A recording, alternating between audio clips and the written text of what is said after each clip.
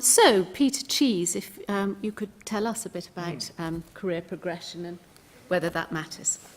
Thank you, Sarah, and thank you, Matthew, also for the invitation. I mean, this is an incredibly important conversation which we're all having here. For those of you who don't know the CIPD, we are the professional body for HR and people development.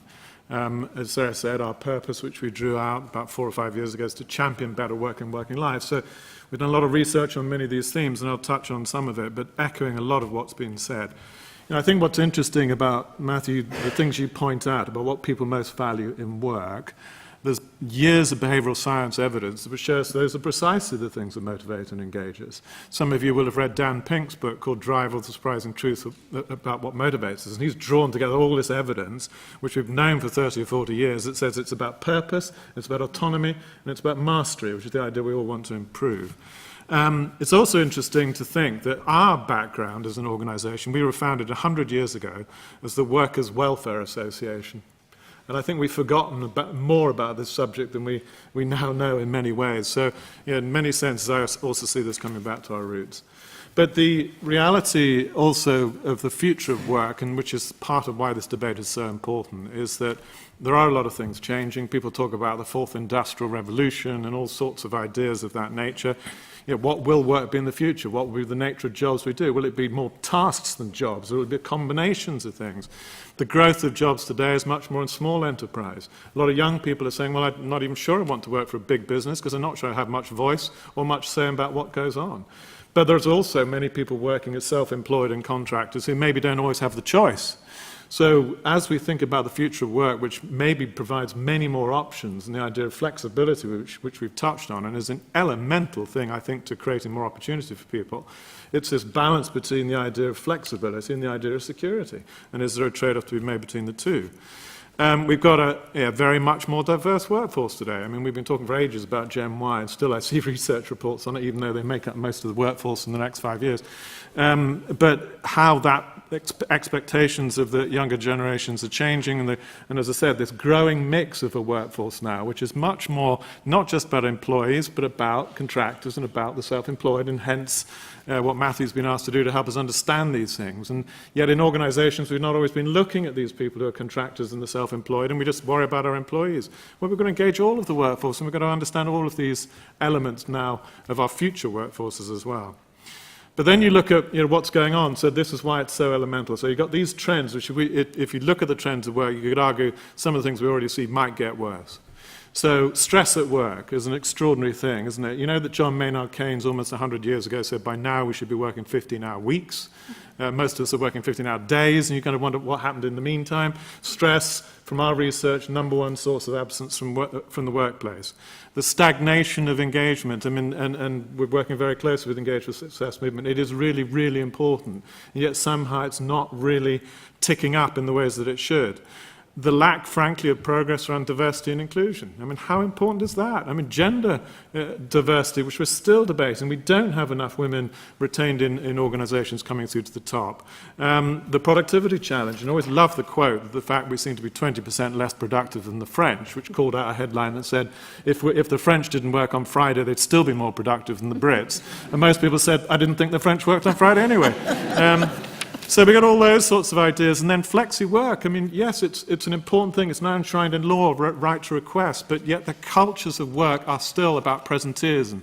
We find it really hard through our managers to say, how do I encourage and develop flexible working environments? And the sad fact, as an organisation called TimeWise has shown us, that less than 10% of jobs for over 20k a year are advertised as possibly working flexibly.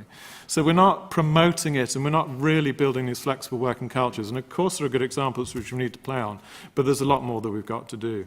And the lack of meaning, I read a really interesting thing from HBR. There was a survey of 12,000 professionals who said that half felt their job had no meaning or significance. These are professional people. And half were unable to even relate to their company's mission. You think, this is extraordinary stuff. So, you know, as Brad Pitt said in Fight Club, anybody seen that film? I love taking references in different places. He said, too often we're working in jobs we hate so we can buy stuff we don't need. which I thought was quite a profound observation. So we have got to think about some of these trends and really address them, which is why we're very, very supportive of what Matthew's trying to accomplish. So just to spend a little bit of time on so what are the challenges? Why haven't we been making some of the progress? We believe we need a shift in mindset.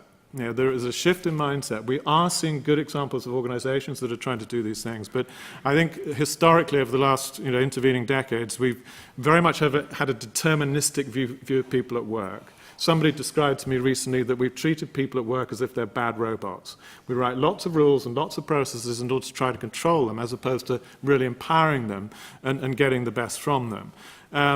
Too much command and control. Best practice is a really interesting construct too, because I think too often we say, well, here's the manual of best practice, and as long as we all do this, then we'll be fine.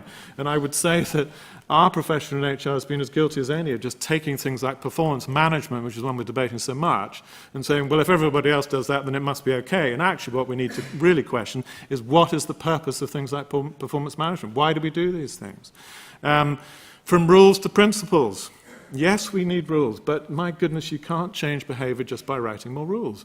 And the good news is the regulators are talking about this more. The FRC, in the review of the corporate codes, is talking much more about how do we start to think about principles, and that is exactly, I think, Matthew, what you're trying to encourage, about the principles of good work. And then, as you say, Carolyn, how do you then get the visibility? If we espouse these ideas in the organizations we lead, then how do we give more visibility and transparency to the fact that we are driving towards those sorts of principles? And therefore also this movement towards what is being described as evidence-based management. Where is the evidence? Let's take that last question you just asked, Sarah. Where is the evidence that I can show that improving engagement improves productivity? Which also begs the question, particularly in many knowledge-based businesses, is do I understand what productivity is? It's much easier to understand in a manufacturing concept. It's harder to understand in a lot of the knowledge economy which we drive. We've got to rebuild trust, too. I mean, we have to confront some of these things. And the Edelman's Trust Barometer, if you're familiar with it, it's shown this growing disconnect, and we've seen it in the political debate too, between how people regard the so-called establishment, and that includes their business leadership as well. And therefore go more to these ideas of purpose and principles. You will remember the United Airlines story of the guy being dragged off the plane. Is anybody in the audience in the 1K club of United Airlines, which is their top 1,000? Did you get their letter from Oscar Munoz? Do you remember what it said? He said that it happened because our corporate policies were placed ahead of our shared values, and our procedures got in the way of our employees doing what they know is right. Do you think that's quite profound? And don't you think that is also what we should be doing? Why weren't we kind of doing it before? So we'll wait and see. I mean, you're part of the 1K club, so you can tell us whether it's actually happening. So these ideas of principles of good work are really important. And as I said, to emphasize the point, how do we get there? More transparency. I think there's no question. This adage that what gets measured gets done, or what gets measured gets paid attention to. We can keep telling ourselves that we're changing our corporate cultures and we're doing good work, but I think we need more transparency as well. Because the first question you have to ask is, does the leadership understand this stuff? Do they actually understand it? And if you look at it all the way through to corporate cultures, Deloitte's 2016 Global Human Capital Trends report said that 82% of survey respondents believed that culture is a potential competitive advantage, yet only 28% of them believe they understand their culture well, and only 19% believe they have the right culture. Well, a lot of what we're talking about here is about culture and behaviours, as much as I said about rules and things of that nature. So we need more insight on what are the things that we understand, all the way from the makeup of our workforces today, because if we're espousing principles of inclusive workforces, we should be able to report on that, and through to things like corporate culture. So then, just to try to draw its conclusions, they're also about these capabilities. What have we got to do inside organizations? And we've already touched on the idea of engagement, how important that is, well-being, how important that is. What are the practices that are going to drive us there? And just to very quickly reiterate what Engaged Success said, 4 drivers: strategic narrative. Do my people understand what we're about? The mission, the vision, the purpose, the values of the organization. Have I got managers that are engaging me? Are they well trained? Have I got employee voice? Is the voice being heard? And where is and how is that voice being heard? And is there integrity between what I say and what I do? So those are very, very key drivers which we need to enshrine in practice as well. We've got to train the managers. We've all talked about that. We've got to train the managers. And it is a reality, I think, in my experience, that many times what we've done is promote managers because of their technical competence. We've got to pay more attention to the fact as to how do they deliver that, how do they engage the team, support and coach their staff, and so forth. The investment of people and skills is very obvious. We do have big gaps. We're all kind of pointing at the numbers and trying to understand how different it is, but there's a fact that in the UK we have underinvested in our workplace and underinvested in the workforce. We have it's not just an unemployment, which is good to see high employment, but we have an underemployment because we are not using all the skills and capabilities of our workforce. And that is something we have to address through better investment in the workplace to make sure we're designing and developing jobs that use those skills and showing the progression routes. So there's lots of practice to think about, and those, of course, are very things close to our heart, because a lot of them are about HR practice as well, which we need to inculcate and get the profession itself to think much more about these ideas. So in conclusion, I wanted to give you a thought. I talked about Brad Pitt as one source of my inspiration, but another is Aristotle. So I've gone from Brad Pitt to Aristotle. You know about this concept of eudaimonia that he talked about? And I find this really interesting because this is a profound inflection point we are at in the world of work. And if we really think about what's it all for, and what Aristotle talked about, what is the purpose of humanity, and where should we be leading to as we become better at what we do, and he talked about this idea of eudaimonia, which very simply could be understood as kind of contentedness and happiness.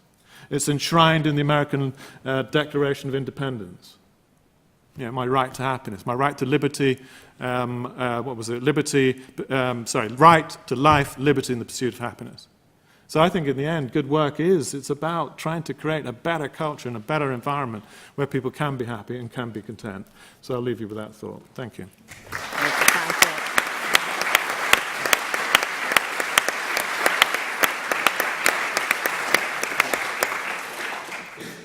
Thank you very much. If I could just pick up on a couple of things. One was that you mentioned the motivations for people being flexibility and control. You don't mention money, and is that because no one expects money anymore, because of sort of wage stagflation, or is there a genuine shift to sort of meaning is as good as a pay rise? Money is very important, yes. I didn't touch on it so much. I mean, you asked the question about exec pay, and this, as we've all acknowledged, it's something we have to address. So we've got to make sure there's a fairer distribution of wealth than we have today. It's growing too much at the high end, and it's not growing equally. So if you go back to the old models of motivation, you know, there's a basic level of wealth we need to feed ourselves, to look after ourselves. People have different variables as to what that would mean to them.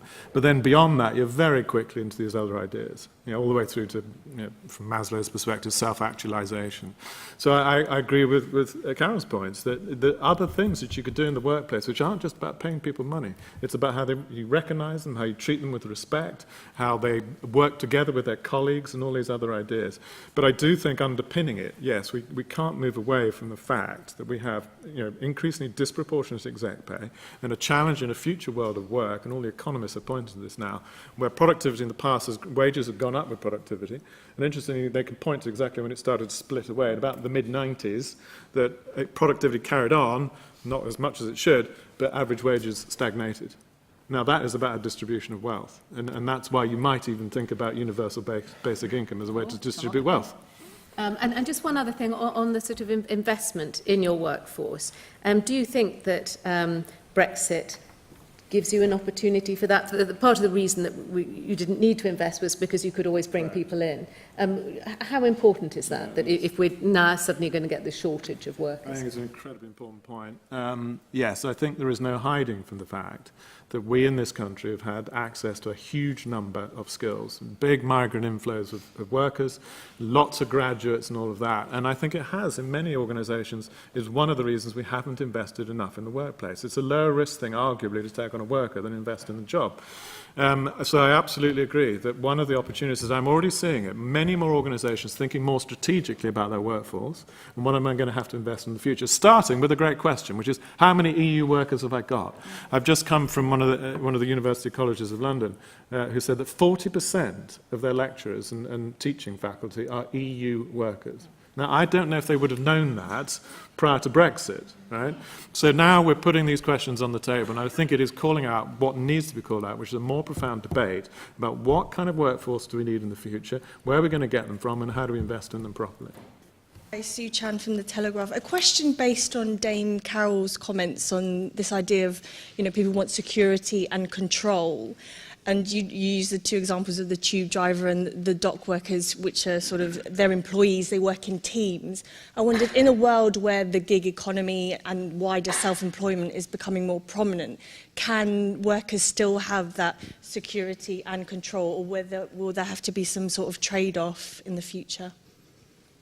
For the whole panel. I touched on the thought, security versus flexibility, right? And it is very interesting, the research we've done on the gig economy. If I take the gig online platform stuff, around 60% of the people who are working in that way have also got another job, right? So flexibility comes in all sorts of forms. I don't think it's absolutely, inherent that people should have less security. We talk a lot about getting clarity on workers' rights. Whatever form of work I have, what are my rights? And people don't always understand that, and we know legislation needs to change to catch up, which is a lot of what Matthew's looking at with the modern nature of work. I talked about diversity and the reality of people coming back, women returners to work, let's say that's a specific example, that we need to provide more flexibility in traditional employment forms as well. And as I said, that takes some cultural change, right? It genuinely does. You've got to train managers to understand the difference between hours input and output produced. And we have a long culture of presenteeism, and it's one of the reasons why we have workplace stress. And we have to see flexible working as something that is one of the levers to help us create more inclusive work cultures as well. Hello, I'm Chris Sampson, I'm a psychologist. We started with some really great sound bites from the public. I'd like to hear from each panellist your sound bite for what good work is. And sound bite. I tried to write it in a Twitter response of 140 characters. But I think the big things are meaningful, engaging and fair. But I'm really looking forward to seeing the sum total of all these tweets that have been happening, and you should tweet on this, #goodworkis, so let's hear all of your views as well. But to pick up on these other really important points, I echo some of the thoughts already made, and I've made that in my own observations. I think we need more transparency is the reality. Because when we talk about good corporate governance, it isn't, to your point, just about satisfying the famous shareholder, whoever that may be, incidentally. It is about a multi-stakeholder view of the world. So who are all my stakeholders? Well, my employees are clearly a stakeholder, my customers, my suppliers, the environment, we've had quite a lot of debate about that, and the communities in which I serve. We've had debates about people, profit, planet, blueprints for better business. There's lots of these sorts of movements going on, and I do believe we should enshrine greater transparency with a clearer sense of corporate governance, which I think we have that opportunity to echo Carolyn's thoughts. It's that there is a lot more of this debate going on now, and I think we have that chance. But as I said in my own comments, I think what gets measured gets done. Then if you get to your point, Nita, about the bottom-up demand, employees will be making their own choices on this stuff. They increasingly are. Gen Y is much less tolerant than my generation for some of the nonsense we've done in business, if I'm honest. And so employees will be making more of their choices about this. They will look at a business and say, if you're not telling me you believe in these principles, and I'm reading on Glassdoor that actually you say these things, but half the managers in the comments say something different, then that's, I think, a very powerful way you get to it. And finally, then, is to echo the thought about the voice, the employee voice. Where do you represent that inside the organisation?